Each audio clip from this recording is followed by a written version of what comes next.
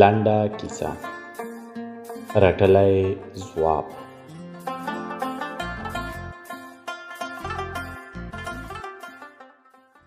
نیمه شپه ده.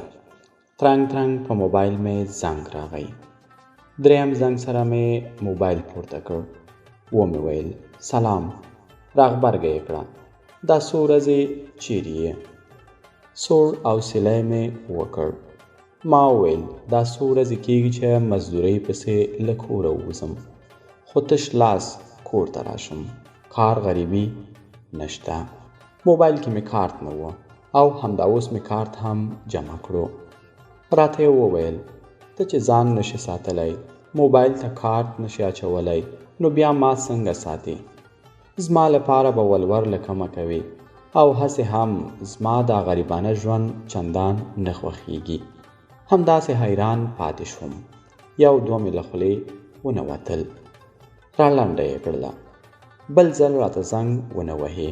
د ځان سیاله جنۍ درته پیدا کړه، تیر هیر کړه او داسې ګمان وکړه چې هیڅ دې نه یم لیدلې او نه سره یو بل پیژنو. اول ځل لپاره مې د غریبۍ او د خپلې بېوسۍ نه ګیله وشوه. وژړېدم. ښه په چغو چغو وژړېدم. تیر یادونه او کړې ژمنې مې رایادې شوې. میاشت پوره شوه. هره ورځ به په تمه وم، خو د ښکلا هیڅ احوال نه و.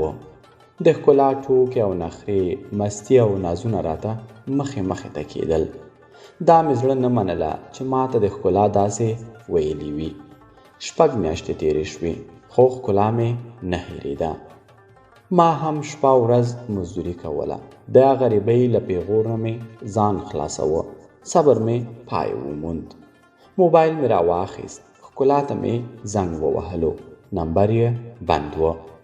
100 ځلې 200 ځلې مې ورته زنګ ووهلو، خو نمبر یې بند و. کور ته ورغلم، خو خلکو وویل دا 4 میاشتې کېږي چې کډه یې کړې ده. یو ځای مې هم پرې نه ښود، خو ښکلا مې پیدا نه کړه. 2 کاله تېر شول. پیسې او مال او جایداد مې هم پیدا کړه، خو د ښکلا هیڅ درک نه و. خو وختونه هم همداسې تېرېدل. مازدیګر لمونځ مې د لارې په سر جومات کې وکړ. د سلام په ګرځولو مې د ښکلا پلار ولیده. بیچاره سخت خراب شوی و. تر کوره ورپسې وم. کور مې پیدا کړ. کله یو خوا او کله بل خوا شم، خو د ښکلا غږ نشته او خپله به هره ورځ په دې لاره تلم راتلم. دا تمه مې وه چې ښکلا به ووینم، چې ورته ووایم اوس هغه غریب انسان نه یم، خو ښکلا مې هیڅ ونه لیدله.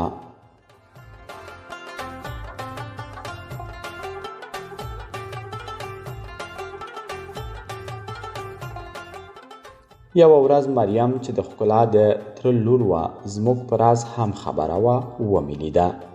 د ښکلا پوښتنه مې ترې وکړه. ویې ویل ښکلا ښه ده، خوشحاله ده، واده یې کړی دی، ښه پیسه‌دار سړي کړې ده، 2 ماشومان هم لري. مریم ته په ژړا شوم. عذر او زارۍ مې ورته وکړې. یوازې یو ځل غواړم ښکلا له لرې وګورم، د هغې خندا وګورم او دا وګورم چې هغه خوشحاله ده او که نه. خو مریم بیا ویل د هغې ژوند مه خرابوه. د مریم پښو ته پرېوتم او بیا مې وویل چې یو ځل یې له لرې ګورم. مریم په چغو چغو په ژړا شوه.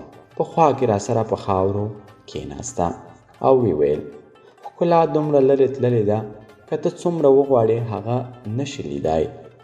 ما وویل زه ورځم، ته د هغې پته راکړه.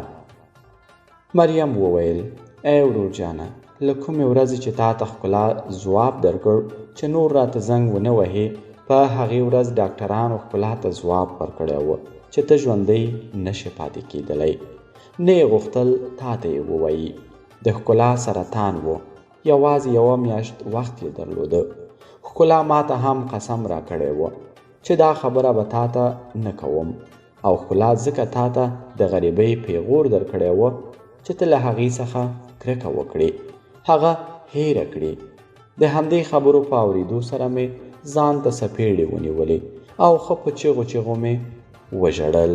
مریم وویل له دې کارونو څخه هیڅ هم نه جوړیږي. ژوند همداسې بې وفا دی او په انسانانو لوبې کوي. یوازې باید دعا ورته وکوو.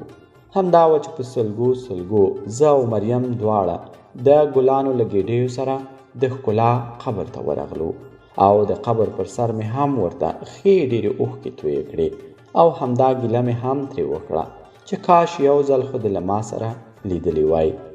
اوس څه وکړم؟ ته خو نشې راتللی، خو زه به دې هم له غمه مړ شم او ډېر ژر به راباندې خاورې انبار شي. د کیسې پای. غږ عبدالصبور رؤفي.